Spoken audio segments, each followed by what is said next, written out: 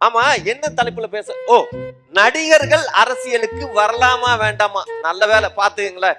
நம்மளே திருப்பி திருப்பி நிறைய படம் பாக்குறோமா, ஆனா அதனால வேணுங்கிறதே நம்ம மைண்ட்ல செட் ஆயிருது. குடியரசு தின வாழ்த்துக்களை தெரிவித்துக் கொள்கிறேன். இருக்கிறதே 5 நிமிஷம் தான், அதுல குடியரசு தின வாழ்த்துக்கள் தான்.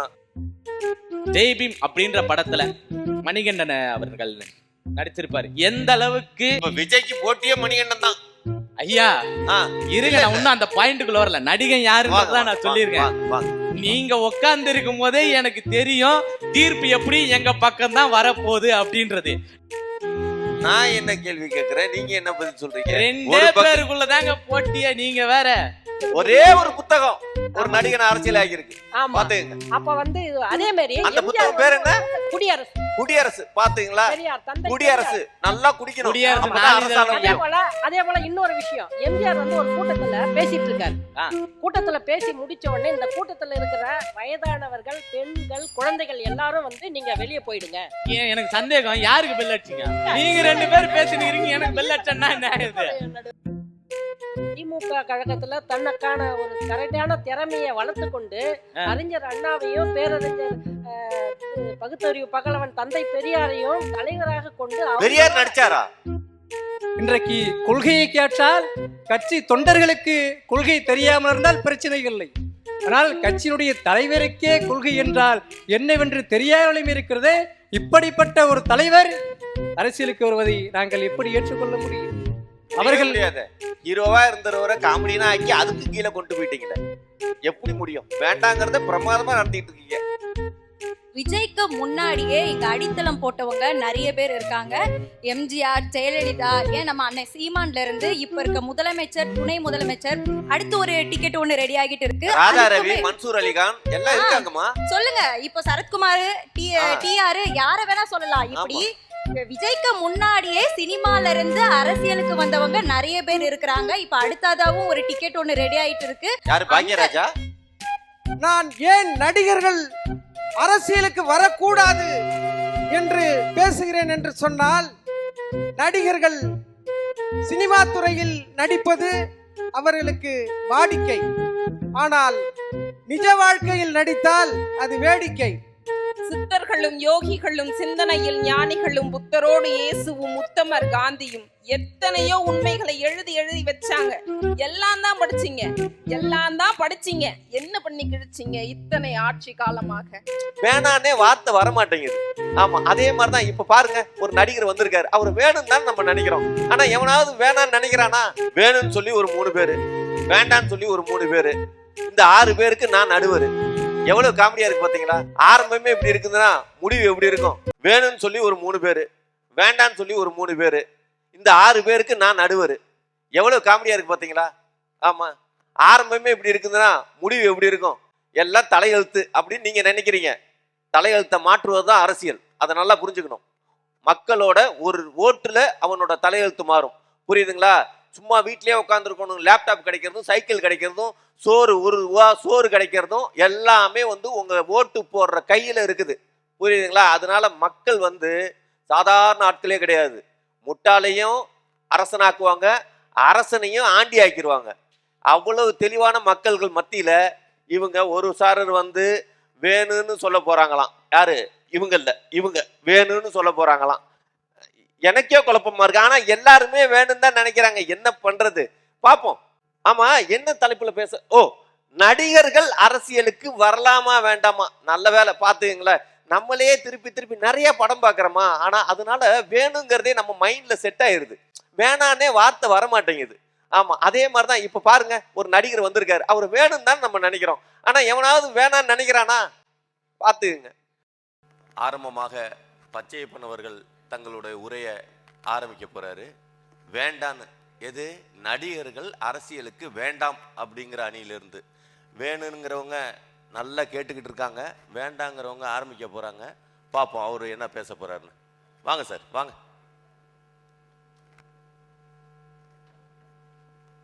அனைவருக்கும் வணக்கம். அனைவருக்கும் என்னுடைய குடியரசு தின வாழ்த்துக்களை தெரிவித்துக் கொள்கிறேன். இருக்கிறதே 5 நிமிஷம் தான், அதுல குடியரசு தின வாழ்த்துக்கள் தான். ஓகே. நடிகர்கள் வந்து அரசியலுக்குள்ள வரும்போது வருங்கால இளைய தலைமுறையை நினச்சி அதுக்கு தகுந்த மாதிரி தைரியமாக எதையும் தில்லா ஃபேஸ் பண்ணுற லெவலில் கண்டிப்பாக அவங்க அரசியலில் வர்றதுக்கு நல்லது. உங்களை பார்த்து உங்கள் ரசிகர்கள் வந்து கற்றுக்குவாங்க. இப்போ சமீபத்தில் கரூரில் 41 பேர் இறந்த போது கூட நடிகர் விஜய் வந்து உடனே வந்து அந்த இடத்துல இருந்து அங்கேயே தங்கி அந்த இறந்தவங்களுக்கான ஒரு ஆறுதலை கூட சொல்லாமல் உடனே ஓடி தன்னை வந்து தன்னை பாதுகாக்க வேண்டும் என்பதற்காக ஓடி வந்துட்டார். அதுபோல் இல்லாமல் நம்ம தமிழ்நாட்டுடைய தமிழ்நாட்டுடைய இளைஞர்களுக்காக நம்ம வந்து அந்த இடத்துல இருந்து அதுக்குண்டான எல்லாத்தையும் அங்கே இருந்து பண்ணியிருந்தாருன்னா அவர் பேரில் ஒரு மரியாதை வந்திருக்கும். இதுபோல் சினிமாவில் எப்படி நடிக்கிறீங்களோ அதே போல் அரசியல்லையும் நீங்கள் வந்து நடித்து நம்ம வந்து ஒரு 10 பேரை அடித்து ரொம்ப இதுவாகிற மாரி நீங்கள் தில்லா இருக்கணும்னு நீங்கள் நினைக்கிறீங்க என்ன, அது வந்து நிச்சயமாக நான் விரும்பலை. அதே போல் நீங்கள் இப்போ ஜனநாயகன் படத்துக்காக டெல்லியில் வந்து நீங்கள் சென்சார் இதுக்கும் அதை இது பண்ணுறீங்க. அப்புறம் சிபிஐ விசாரணையில் உங்களை வந்து செய்தியாளர்கள் வந்து சந்திக்கிறதுக்காக முன்னாடி இருக்காங்க. நீங்கள் அதை என்ன பண்ணுறீங்க, பின்னாடி வந்து பின்வாசல் வழியாக நீங்கள் வந்து ஓடிடுறீங்க. இப்போ டெல்லியில் திராவிட இயக்க தலைவர்கள் நிறைய பேர் எல்லாமே வந்து டெல்லியை வந்து ஆட்டி வச்சவங்களாம் உண்டு. பேரறிஞர் அண்ணா, அன்பு தலைவர் வைகோ அவர்கள், அதுபோல் நீங்கள் வந்து இன்னும் இருக்காங்க திராவிட இயக்க தலைவர்கள் மற்றும் நிறைய பேர் வந்து தமிழ்நாட்டிலிருந்து டெல்லியே வந்து இது பண்ண உண்டு. அதேமாரி உங்கள் கட்சியில் உங்கள் தொண்டராக இருந்த ஒரு அஜிதான்னு ஒருத்தவங்க கிட்டத்தட்ட எவ்வளோ வந்து உங்கள் கட்சிக்காக செலவு பண்ணியிருக்காங்க. ஆனால் அவங்க வந்து உங்கள் வீட்டுக்கு முன்னாடி வந்து நிற்கிறாங்க, நின்று உங்களை பார்த்து உங்ககிட்ட வந்து தன்னுடைய கோரிக்கையை சொல்லி எல்லாத்தையும் பண்ணணும்னு போராட்டம் பண்ணுறாங்க. என்ன, ஆனால் நீங்கள் அவங்கள தான் கடந்து காரில் அவங்கள கடந்து போகிறீங்க, அவங்கள நின்று பார்க்கறதுக்கு கூட உங்களுக்கு வந்து மனசு இல்லை.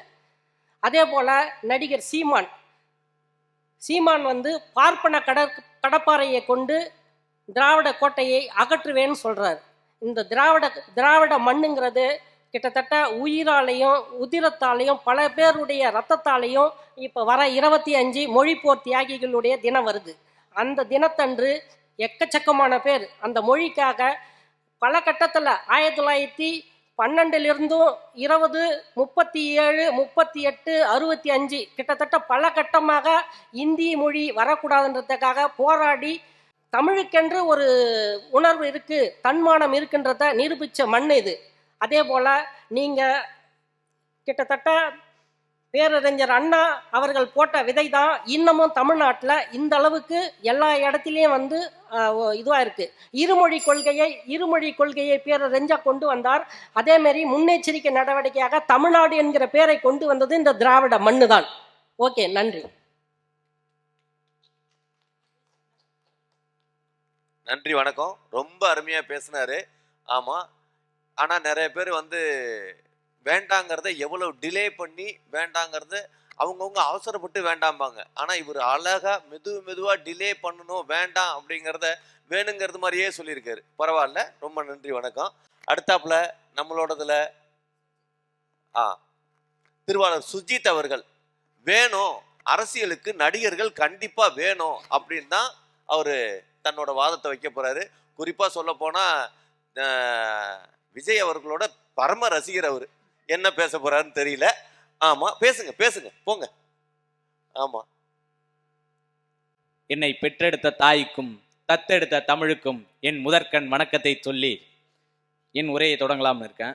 ஆனா அதுக்கு முன்னாடி சபையின் நாகரிகம் கருதி வந்தவரை எல்லாம் வாழ வைக்கும் தமிழ்நாடு என்பதற்காக ஐயா நடுவர் ஐயா அவர்களையும் எனக்கு தோளோடு தோள் நின்று என் உடன் இருக்கும் என் அணியினருக்கும், மேலும் என்னை பேச விட்டு எதாச்சும் பாயிண்ட் கிடைக்குமா அப்படின்னு நோட் பண்ண இருக்க என் எதிரணிக்கும் என்னுடைய வணக்கங்களை தெரிவித்துக் கொண்டு, மேலும் இதை அனைத்தையும் கண்டுகளித்து கொண்டிருக்கும் ஆர்ப்பரிக்கும் கூட்டம் மிகுந்த அப்படின்னு சொல்லணும்னு ஆசைதான், பட் ஊடகவியல் மூலமாக பார்த்து கொண்டிருக்கும் அனைத்து ரசிக பெருமக்களுக்கும் என் வணக்கங்களை வைத்துக்கொண்டு நான் என்னுடைய உரையை தொடங்குகிறேன்.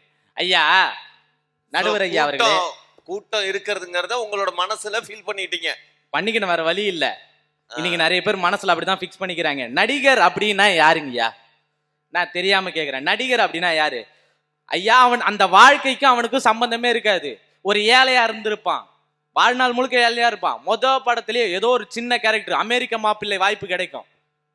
அமெரிக்க மாப்பிள்ளைனா எப்படி வரணும்னு தெரியும்ல, அப்படி டிப் டாப்பா அதுக்கு ஸ்டைலிஷ் இங்கிலீஷோட. ஆனா உங்கள மாதிரி இல்ல, உங்கள மாதிரி இல்ல, எங்களை மாதிரி இல்ல. நான் அமெரிக்கா மாப்பிள்ளை இல்லை ஐயா. என்னைக்கும் தமிழ்நாடு தான், தமிழ்நாட்டை விட்டு எங்கேயும் போக மாட்டேன், சரிங்களா? அப்படிப்பட்ட ஒரு கேரக்டரை, தனக்கு சம்பந்தமே இல்லாத ஒரு வாழ்க்கையவே தான் நடிச்சு காட்டி அந்த உணர்வுகளோட கொண்டு வர்றவன் யாரு? நடிகன். பணக்காரனா வாழ்ந்திருப்பான். எப்படி பணக்காரனா வாழ்ந்திருப்பான்? அவனுக்கு கஷ்டம்னா என்னன்னு தெரிஞ்சிருக்காது. ஆனா கஷ்டப்படணும் அப்படின்னு ஒரு சீன் இருந்துச்சுன்னு வச்சுக்கோங்களேன், அதுக்காக அவன் மெனக்கெட்டு அந்த வாழ்வியலை போய் அனுபவிச்சு. உதாரணம் சொன்னீங்கன்னா, ஜெய்பீம் அப்படின்ற படத்துல மணிகண்டன் அவர்கள் நடிச்சிருப்பாரு. எந்த அளவுக்கு விஜய்க்கு போட்டியே மணிகண்டன் தான் ஐயா. இருங்க, நான் இன்னும் அந்த பாயிண்ட்டுக்குள்ள வரல. நடிகன் யாருன்றதான் நான் சொல்லியிருக்கேன். நீங்க உட்கார்ந்து இருக்கும் போதே எனக்கு தெரியும் தீர்ப்பு எப்படி எங்க பக்கம் தான் வரப்போகுது அப்படின்றது. நடிகர்கள் அரசியலுக்கு வரலாம் அப்படின்றதுக்கு மிகப்பெரிய உதாரணமா பல ஆதரவுகளை கொடுத்த நீங்களே நடுவரா வந்திருக்கிறது எங்க அணிக்கு மிகப்பெரிய வலு சேர்த்திருக்குது. ஐயா, இன்னைக்கு யாரு தாங்க ஐயா நடிக்கல? இன்னைக்கு முதல்வராக உட்கார்ந்து இருக்கிறாரு ஐயா MK ஸ்டாலின் ஐயா, முத்துவேல் கருணாநிதி ஸ்டாலின் ஐயா அவர்கள், மாண்புமிகு முதல்வர் அவர்கள். அவர் நடிக்கலையா படத்துல? ஒரு சீரியல் நடிச்சிருக்காரு. நல்லா தெரிஞ்சுக்கங்க. MK ஸ்டாலின் ஐயாவையும் இங்கிட்டு எடப்பாடி ஐயாவும் உட்கார வச்சு நடிக்க வச்சோம்னா யாரு ஜெயிப்பா? விஜய் தான் ஜெயிப்பாரு. விஜய் தான் ஜெயிப்பாரா? ஆமா. நான் என்ன கேள்வி கேக்குறேன், நீங்க என்ன பதில் சொல்றீங்க? ரெண்டே பேருக்குள்ளதாங்க போட்டியே, நீங்க வேற. அதாவது எடப்பாடி ஐயாவை நீங்க நடிகராவே கன்சல்ட் பண்ணல. கன்சல்ட் பண்ண முடியாது. நடிகர்னா அது விஜய் தான்.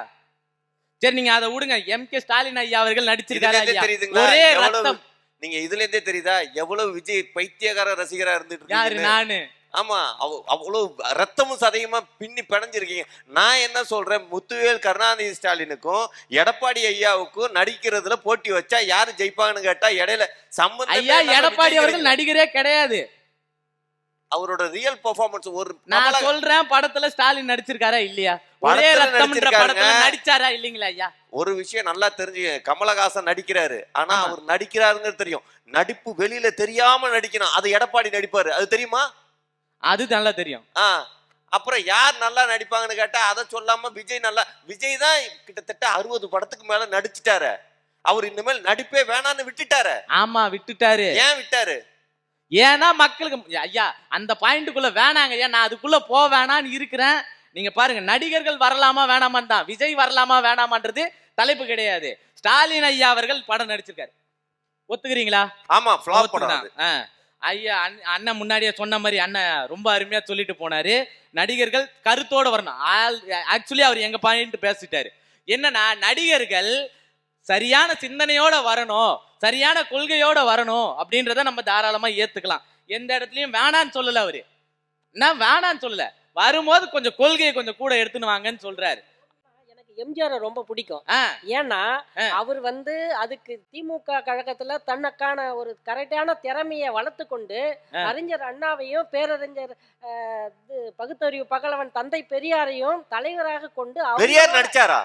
பெரியார் நடிக்கல, ஆனா அவரை இல்ல. இப்ப நமக்கு இந்த பட்டிமன்றத்தோட இதே நடிகர்கள். அதுதான் நடிகர்கள் அரசியலுக்கு வரலாமா வேண்டாமா? இப்ப என்னன்னா, ஆனா எம்ஜிஆர் கிட்ட NS கிருஷ்ணன் தான் முத அறிமுகப்படுத்துறாரு. எம்ஜிஆர் அவரு என்ன சொல்றாருன்னா, இந்த குடியரசு பத்திரிகையை படி எம்ஜி ராமச்சந்திரா, நீ இந்த படிச்சுனா உனக்கு எல்லாத்தையும் சமாளிக்க ஒரே ஒரு புத்தகம் ஒரு நடிகன் அரசியல் ஆகியிருக்கு. பாத்துங்க. அப்ப அதே மாதிரி அந்த புத்தகம் பேர் என்ன?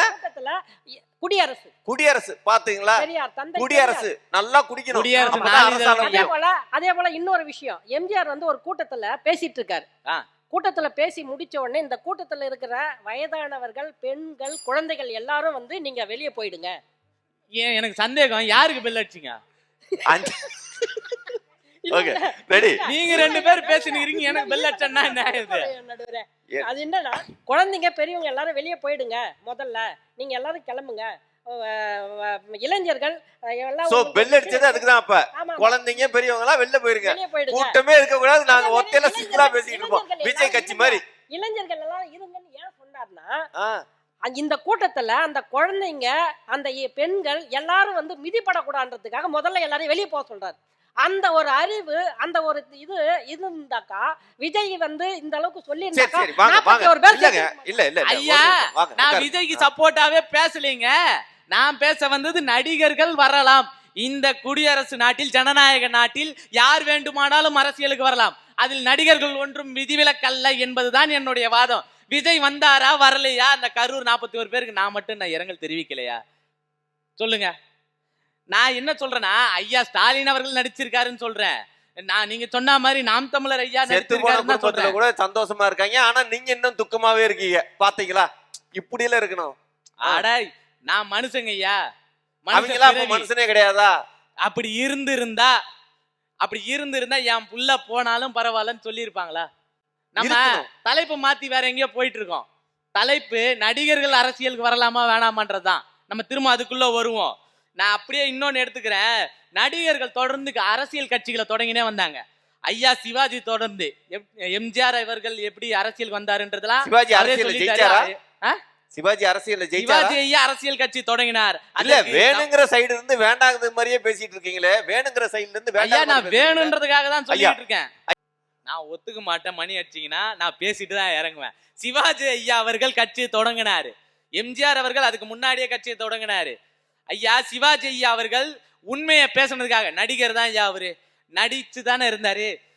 நடிகரான அவரு உண்மையை பேசுனதுக்காக அவருக்கு ஓட்டு போடல. ஒரு கிராமத்துல பிரச்சாரம் பண்றதுக்காக போறாரு. சிவாஜி கட்சி பெரிய சொல்லிடுறேன், ஏன்னா தொடங்கினாரா இல்லையான்னு பல பேருக்கு சந்தேகங்கள் இருக்கும். தமிழக முன்னேற்ற முன்னணி அப்படின்னு ஒரு கட்சி ஆரம்பிச்சாரு ஐயா எம்ஜிஆர் ஐயா ஒரு இறப்புக்கு அப்புறம். இவரு ஒரு கட்சி ஆரம்பிச்சுட்டு பிரச்சாரத்துக்காக போறாரு. ஒரு கிராமத்துல என்ன சொல்றாங்க, ஐயா எனக்கு ஒன்றும் தெரியாது, எனக்கு இந்த ரோடு மட்டும் ஒரு கட்டணம் ஒன்று கட்டி தரணும், அதை கட்டி கொடுத்தீங்கன்னா எங்க ஊர் ஜனம் மொத்தம் உங்களுக்கே ஓட்டு போடுங்க ஐயா அப்படின்றாரு. அப்ப அந்த ஊர் ஜனங்க கேட்டதும் ஐயா சொல்றாரு, நான் கட்டி கொடுப்பேன், நீங்க எனக்கு ஓட்டு போடுங்க அப்படின்னு சொல்லிட்டு போயிடுறாரு. அவங்க தொண்டர்கள் எல்லாம் சொல்றாங்க, ஐயா இவங்க யாரும் நம்ப மாட்டாங்க, ஒரு லோடு சிமெண்ட் மணல் மட்டும் இறக்கி வச்சிட்டீங்கன்னா எல்லாரும் நம்பிடுவாங்க, டக்குன்னு நமக்கு ஓட்டு போட்டுருவாங்க அப்படின்னாரு. அதுக்கு அவர் ஒரே வார்த்தை தான் ஐயா சொன்னார். சிவாஜி ஐயா சொன்னது ஒரு வார்த்தை என்னன்னா, என் மேல நம்பிக்கை இருந்தா ஓட்டு போடு, சொந்த காசு செலவு பண்ணி அதுக்கப்புறம் பின்னாடி இருந்து அதுல இருந்து காசு எடுத்துக்கிறது இந்த மாதிரியான வேலை எல்லாம் கிடையாது அப்படின்னு பேசினவரு சிவாஜி ஐயா அவர்கள். இப்பேற்பட்ட வரலாறு கொண்ட நடிகர் சரியா. அடுத்து வந்து அதனால என்ன சொல்ல வர்றீங்க, அவர் வந்தது சரியா இல்ல வராது சரியா? அவர் வந்தது சரிதான், வந்ததுக்காக தோக்கடிச்சது இந்த மக்கள் தான், உண்மையை பேசினாருன்றதுக்காக. அப்ப பாத்தீங்களா, மக்கள் வந்து என்னைக்குமே உண்மை பேசுறவன ஏத்துக்க மாட்டேங்கிறாங்க, பொய்யா பேசுறவன ஏத்துக்கிறாங்க. ஓகே, நடிகர்கள் வரலான்றது மட்டும்தான், மக்கள் ஏத்துக்கிறாங்களா இல்லையான்றது மக்கள் கையில. ஏன் இன்னைக்கு ஸ்டாலின் ஐயாவை ஏத்துக்கலையா சொல்லுங்க ஐயா? இவ்வளவு பேசுறோமே, இன்னைக்கு தமிழ்நாட்டுல ஆக சிறந்த தலைமை ஐயா தொல் திருமாவளவன் இருக்காரு, அவரே ஒரு படம் நடிச்சிருக்காரு. ஆமா ஆமா, அன்பு தோழின்ற ஒரு படம் நடிச்சிருக்காரு. யாராச்சும் அதை மறக்க முடியுமா? அப்ப அவர் நடிகர் இல்லையா? ஐயா இவ்வளவு விடுங்க, ஜெயலலிதா அம்மா இந்த ஒரு ஸ்டேஜ்ல இருந்து அப்படி நடந்து போனாங்கன்னு வச்சுங்களேன், கொஞ்சம் அப்படி படபடன்னு படையே நடுங்கும். அந்த அளவுக்கு ஒரு கட்சி உள்ளவங்க, அவங்க நடிகர் இல்லையா? இவங்க பேர்பட்ட நடிகை, அவங்க கொண்டு வந்த அற்புதமான திட்டங்கள், நான் சொல்றேன் லேப்டாப் கொடுக்குற திட்டம், இன்னும் நிறைய இருக்கு, முடிச்சிடுறேங்க ஐயா. லேப்டாப் கொடுக்குற திட்டம், மிக்சி கிரைண்டரு, இப்படி ஏகப்பட்ட மகளிருக்கான திட்டம் எல்லாம் கொடுத்தாங்க. அப்படி டெல்லியிலேயே இந்த லேடியா அந்த கேடியா அப்படின்ற மாதிரி பேசிக்கிட்டு இருந்தவங்க நம்ம அம்மையார் ஜெயலலிதா அம்மையார் அவர்கள். அடிப்படையிலிருந்து அரசியல் இருந்து வந்தவங்க என்ன பண்ணாங்கன்னா, எனக்கு கை தட்டுறீங்கன்னு நினைச்சுக்கிறேன், நான் சந்தோஷப்பட்டுக்கிறேன். அப்படி அடிப்படையிலிருந்தே வந்த அரசியல் இருந்து வந்த ஐயா எடப்பாடி ஐயா ஓபிஎஸ் என்ன பண்ணாங்க, இவங்க கொண்டு வந்த எல்லா திட்டத்தையும் பாதியிலே நிறுத்தினாங்க. யாரு கூட கூட்டணி வைக்க மாட்டேன்னு சொன்னாங்களோ அவங்க கூடயே போய் கூட்டணி வச்சு இன்னைக்கு தமிழ்நாட்டை நாசமாக்குனாங்க, மாநில உரிமையை விட்டு கொடுத்தாங்க.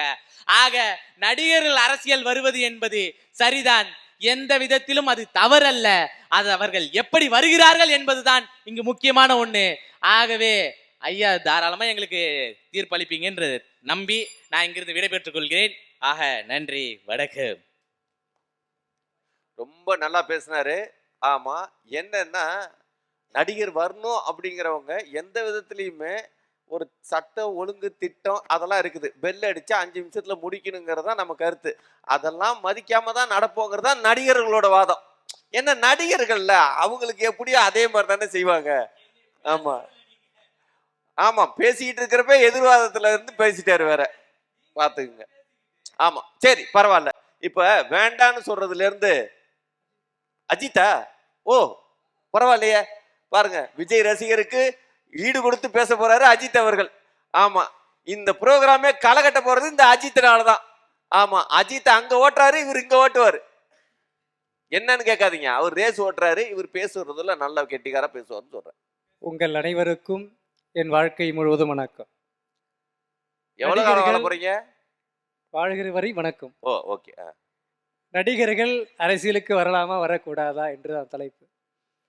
ஜனநாயகம் என்பது யார் அரசியலுக்கு வர வேண்டும் என்று மற்றவர்கள் தீர்மானிப்பதல்ல. யார் வேண்டுமானாலும் அரசியலுக்கு வரலாம், அதுதான் ஜனநாயகம் என்பது. ஆனால் இங்கே பிரச்சனை என்பது ஜனநாயகத்துக்கே இருக்குது என்பதுதான் இங்கே பிரச்சனையாக உள்ளது. இந்த ஜனநாயகம் திரைப்படத்திற்காக ஒரு சென்சார் போர்டே உங்களால் வாங்கி கொடுக்க முடியவில்லை என்று சொன்னால், தப்பி தவறி ஒருவேளை நீங்கள் ஆட்சிக்கு வந்தால் எப்படி அந்த நடிகர் இந்த நாட்டிற்கு சென்ட்ரல் கவர்மெண்டிலிருந்து எந்த நிதியை எந்த உரிமையை வாங்கி கொடுப்பார் என்பது எங்களுக்கு தெரியும். ஆமா, அவர் படத்துக்கு சென்சாருக்கே வாங்க முடியலையே, மக்களுக்கு என்னத்தை வாங்கி கொடுப்பாரு அப்படிங்க. நல்லா இருக்கு நல்லா இருக்கு, போங்க போங்க. அதாவது நடிகர் வடிவேல் அவர்கள் சொல்லுவார், நானும் ரவுடி தான் நானும் ரவுடி தான் என்னையும் கைது செய்யுங்க அப்படின்னு சொல்லுவார். அதே போல தான் விஜய் இப்போ என்ன சொல்றாருன்னா, நானும் முதலமைச்சர், அடுத்த முதலமைச்சர் நானு அப்படின்னு சொல்லி கொண்டு போயிட்டு இருக்காரு. அப்போ நீங்கள் அரசியலுக்கு வரக்கூடியவர்கள் முதலமைச்சராக வேண்டும் என்று கனவு காண்டு எண்ணிக்கொண்டு வருவதை விட மக்களுக்கு நல்லது செய்ய வேண்டும், தொண்டுள்ள செய்ய வேண்டும் என்பதை உணர்ந்து கொண்டு நீங்கள் அரசியலுக்கு வேண்டும். ஆனால் அப்படிப்பட்ட அரசியல் உங்களிடம் இருக்கிறதா என்று பதில் கிடையாது. கொள்கை என்றால் என்ன, கோட்பாடுகள் என்றால் என்ன, அதிகாரம் என்றால் என்ன, அதிகார பகிர்வு என்றால் என்ன, உலகமயமாதல் என்றால் என்ன, தாராளமயமாதல் என்றால் என்ன, இது அத்தனையும் தெரிந்தால்தான் ஒருவர் தலைவராக இருக்க முடியும். ஆனால் இன்றைக்கு கொள்கையை கேட்டால் கட்சி தொண்டர்களுக்கு கொள்கை தெரியாமல் இருந்தால் பிரச்சனை இல்லை. ஆனால் கட்சியினுடைய தலைவருக்கே கொள்கை என்றால் என்னவென்று தெரியாமலும் இருக்கிறது. இப்படிப்பட்ட ஒரு தலைவர் அரசியலுக்கு வருவதை நாங்கள் எப்படி ஏற்றுக்கொள்ள முடியும்? அவர்கள் முடியாது. ஹீரோவா இருந்தவரை காமெடினா ஆக்கி அதுக்கும் கீழே கொண்டு போயிட்டீங்களே, எப்படி முடியும்? வேண்டாங்கிறத பிரமாதமா நடத்திட்டு இருக்கீங்க.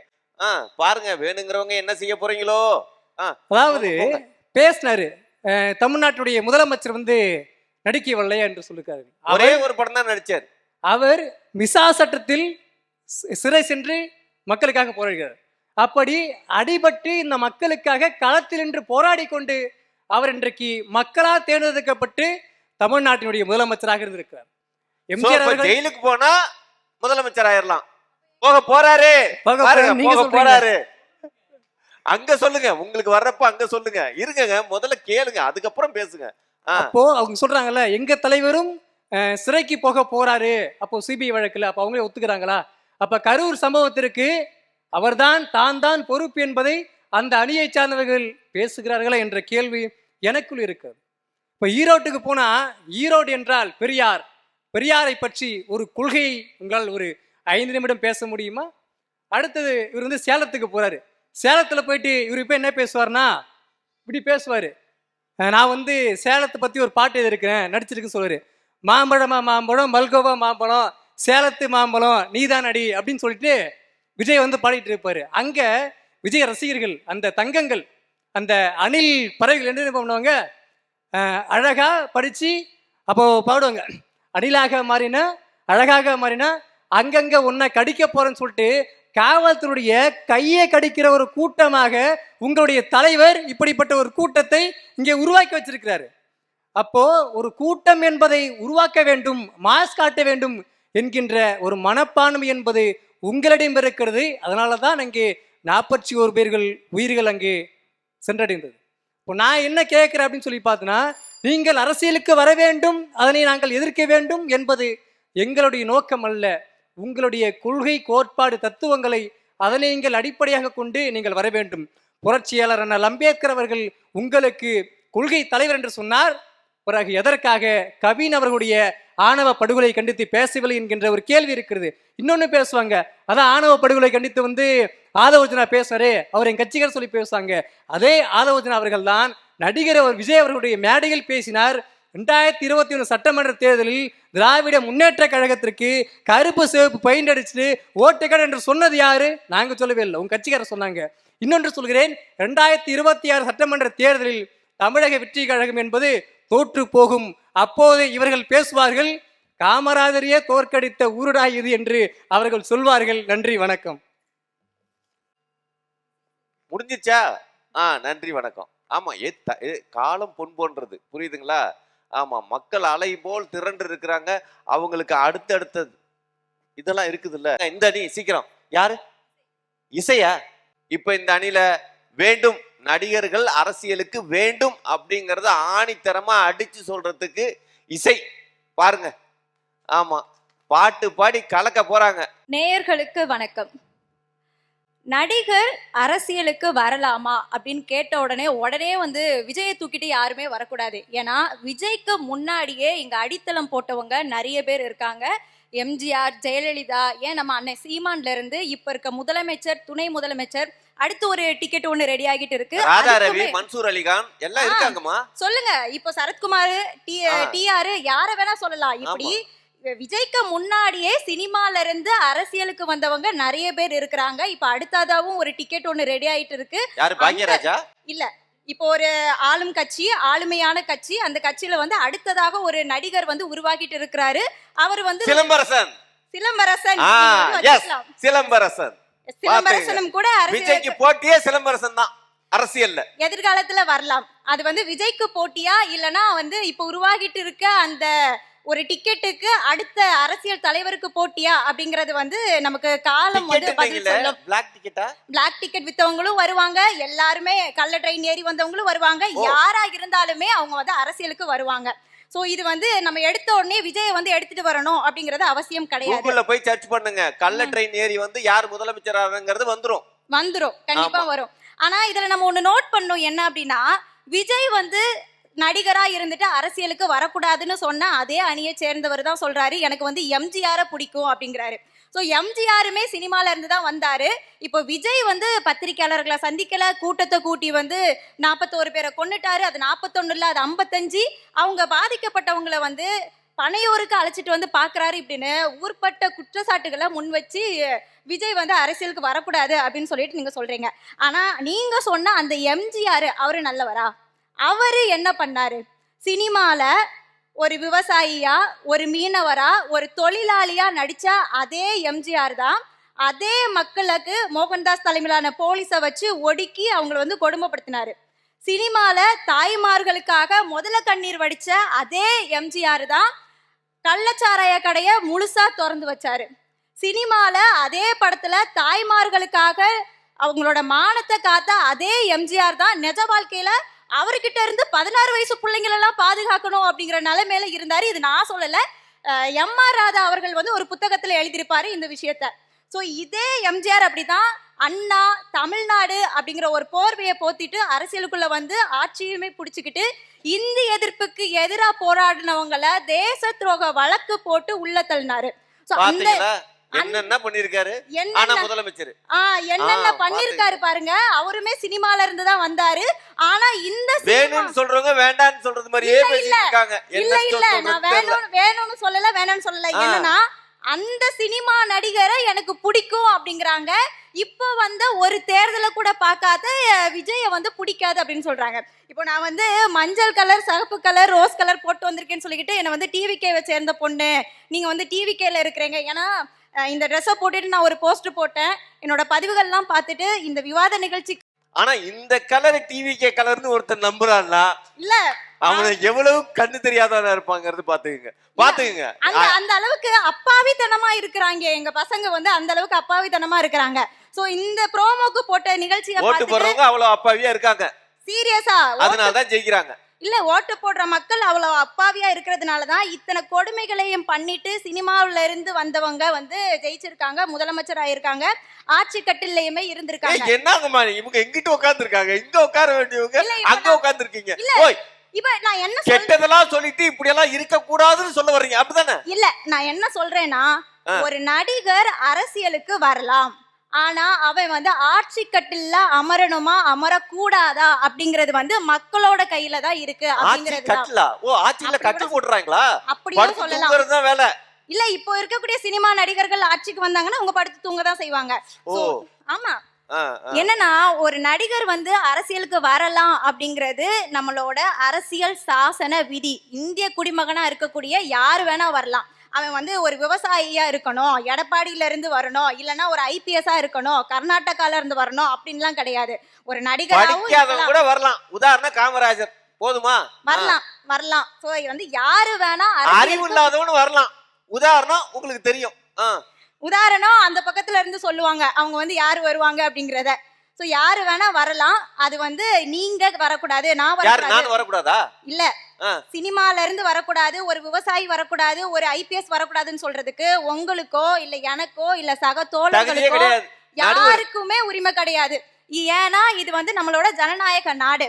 ஏன்னா இப்போ சினிமால இருந்து ஒரு தலைவர் வராரு, இல்ல நான் இதை சொல்லி முடிச்சுக்கிறேன். சொல்லுங்க. இல்ல சினிமால இருந்து ஒரு தலைவர் வராரு அப்படிங்கிறது ஏன் இப்போ வந்து அவசியமா இருக்கு? இது வந்து இந்த ஜென்சி காலகட்டமா இருந்தாலும் சரி, இதுக்கு முன்னாடி இந்த ஜென்எக்ஸ் ஜென்ஒய் காலகட்டமா இருந்தாலும் சரி, இப்போ இருக்கக்கூடிய இந்த மக்கள் கிட்ட வந்து நடுவரா இருக்கீங்க அப்படிங்கிற ஒரு காரணத்துக்காக நீங்க சொன்னா அவன் கேட்பானா?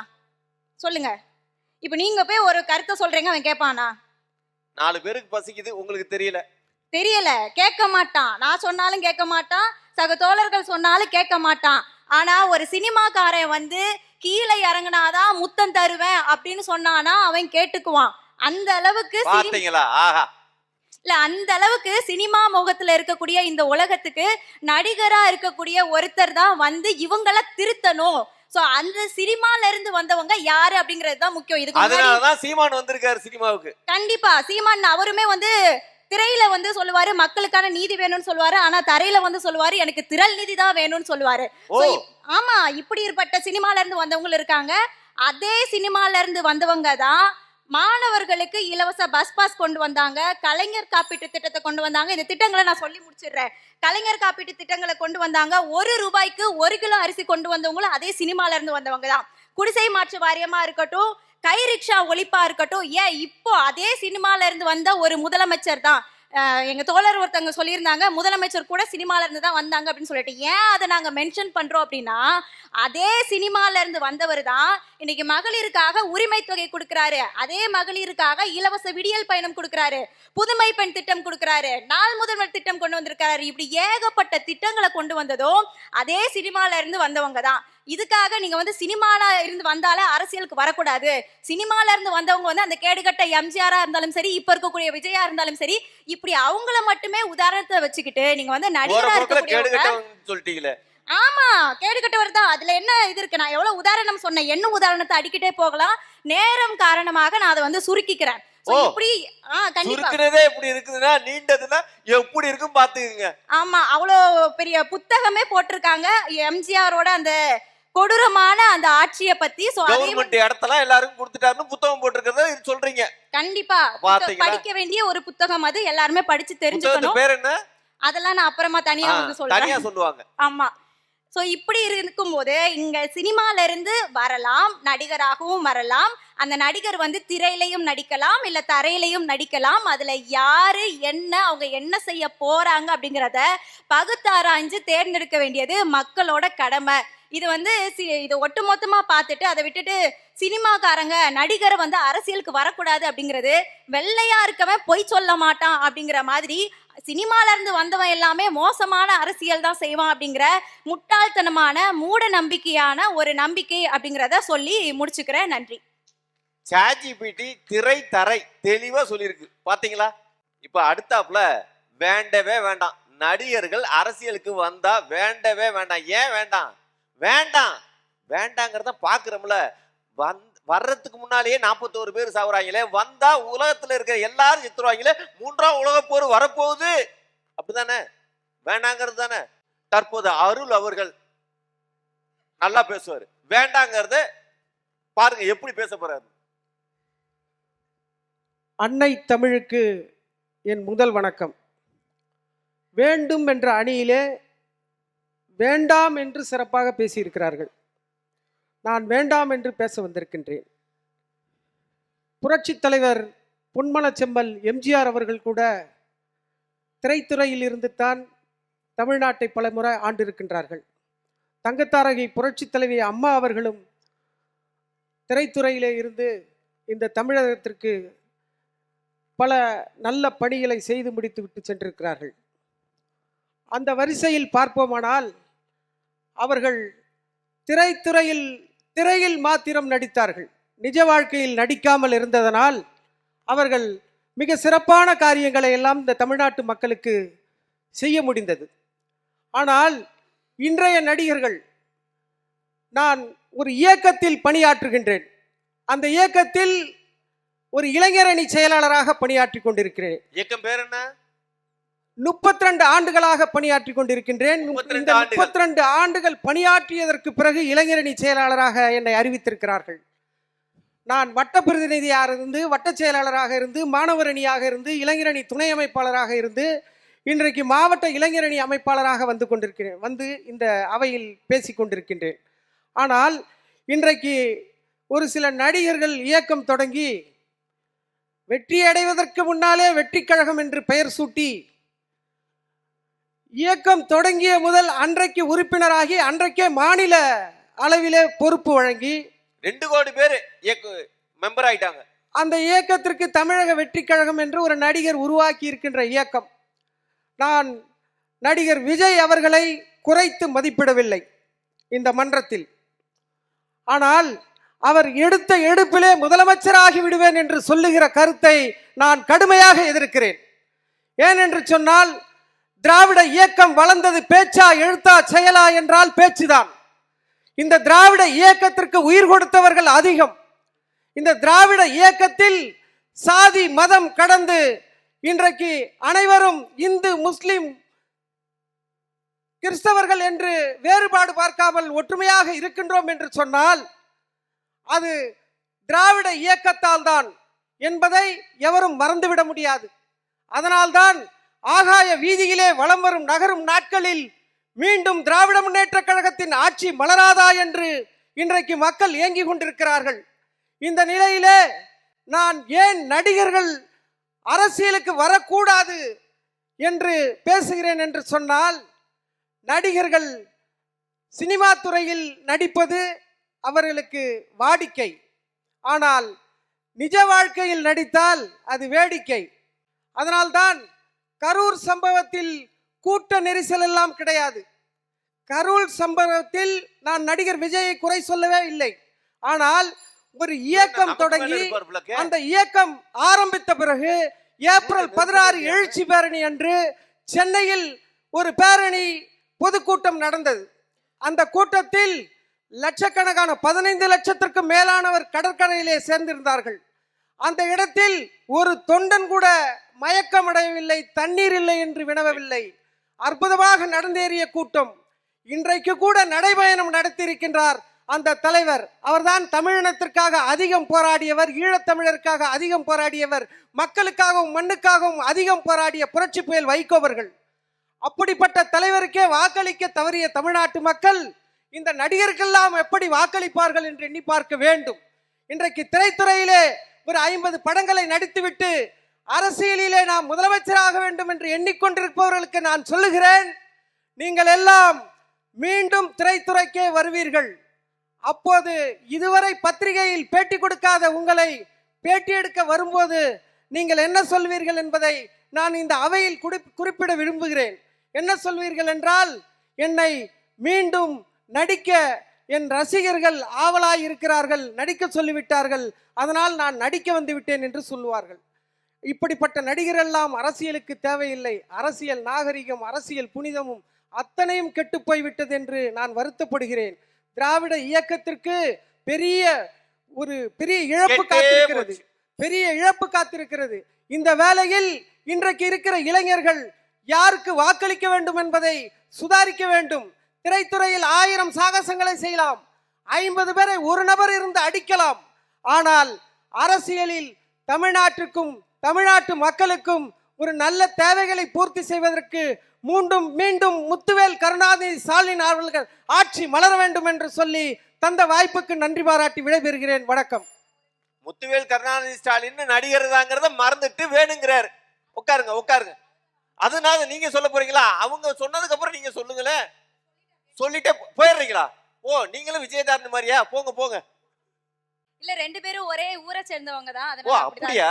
அதான் பாத்தீங்களா, ஊர் தண்ணி அப்படியே குடிச்சிருக்காங்களா சின்ன வயசுல இருந்து. ஆமா, அந்த தண்ணி வேலை செய்யுமா இல்லையா? கண்டிப்பா. இல்ல அண்ணே சொன்னாங்க திராவிட முன்னேற்ற கழக ஆட்சி வேணும், முத்துவேல் கருணாநிதி ஸ்டாலின் அவர்களோட ஆட்சி வந்து மறுபடியும் வேணும் அப்படின்னு சொன்னாங்க. ஒரு சின்ன நினைவூட்டல் தான் அண்ணனுக்கு. கலைஞர்ல இருந்து ஸ்டாலின்ல இருந்து இப்போ இருக்க துணை முதலமைச்சர் உதயநிதி ஸ்டாலின் வரைக்குமே நடிகர் தான் அப்படிங்கறத அண்ணனுக்கு நினைவூட்ட விரும்புகிறேன். அவ்வளவுதான். மறுபடியும் இப்ப 2 பேரும் மாறி மாறி பேசிங்கன்னா அவங்க சிவசங்கரி உட்காருங்க கொஞ்சம். நீங்க பாட்டுக்கு போயிட்டீங்கன்னா ஒரு 10 நிமிஷம் தானே. ஆமா, வீட்டுல கூப்பிடுவாங்களோ, கதவை சாத்திடுவாங்களோ, கவலைப்படாதீங்க. தலைப்பு இன்றைய காலகட்டத்தில் நடிகர்கள் அரசியலுக்கு வர வேண்டுமா வேண்டாமா என்பதுதான் தலைப்பு. நான் 20 வருடங்களுக்கு முன்னால் 30 வருடங்களுக்கு முன்னால் நடந்த செய்திகளை பதிவு செய்கிறாங்க.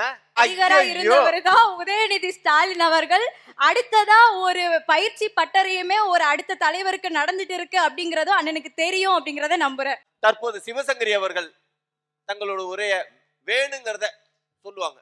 ஆள்பவர்களுக்கும் ஆண்டு மாண்டவர்களுக்கும் ஆள்வதற்கு காரணமாக இருப்பவர்களுக்கும் என்னுடைய பணிவான வணக்கத்தை கூறிக்கொள்கிறேன். நடிகர்கள் அரசியலுக்கு வருவது சரியா தவறா அப்படின்றது தலைப்பு.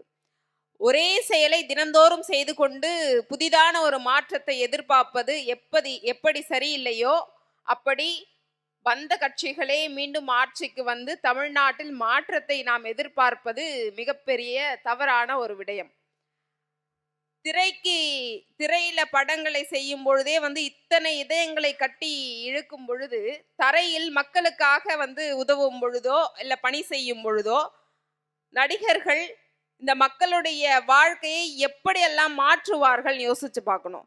ஒன்றும் இல்லை சார், இன்னைக்கு நடிகர்கள் அரசியலுக்கு வருவது ஏன் அவங்களுக்கு பிரச்சனையா இருக்குன்னா, எத்தனையோ கட்சிகள் அரசியலுக்கு அந்தந்த பல நடிகர்களை அவங்களுடைய கட்சிக்கு வர சொல்லி அழைப்பு விடுத்திருக்காங்க.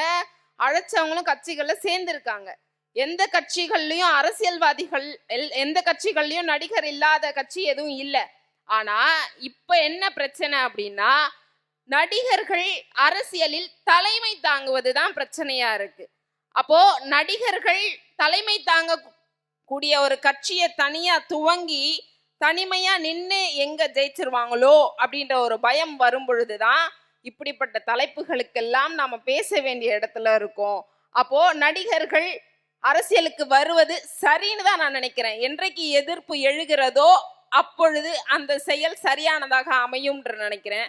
அதுக்காக தான் ஒரு நடிகர் ஒரு புதுசா ஒரு கட்சி ஆரம்பிக்கிறேன்னு சொன்ன நாள்ல இருந்து இன்னை வரைக்கும் அத்தனை எதிர்ப்புகளும் அத்தனை மேடைகளும் அத்தனை பேச்சாளர்களும் அத்தனை அரசியல்வாதிகளும் ஒற்றை மனிதரையே தாக்கி கொண்டிருக்கிறதுன்னு சொல்லிட்டு இல்ல நான் கேட்கிறேன். நீங்க பல வருஷமா அரசியல் செஞ்சுட்டு இருக்கீங்க.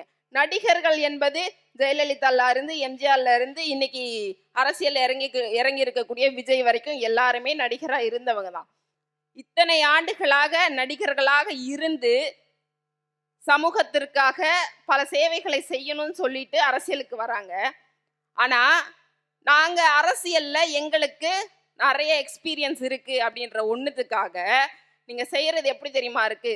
கடைசியா 2 லைன் தான் உங்களுக்காக ஒரு கேள்வியோட நிறுத்திக்கிறேன். நீங்க வேணுங்கிறீங்களா வேணாங்கிறீங்களா?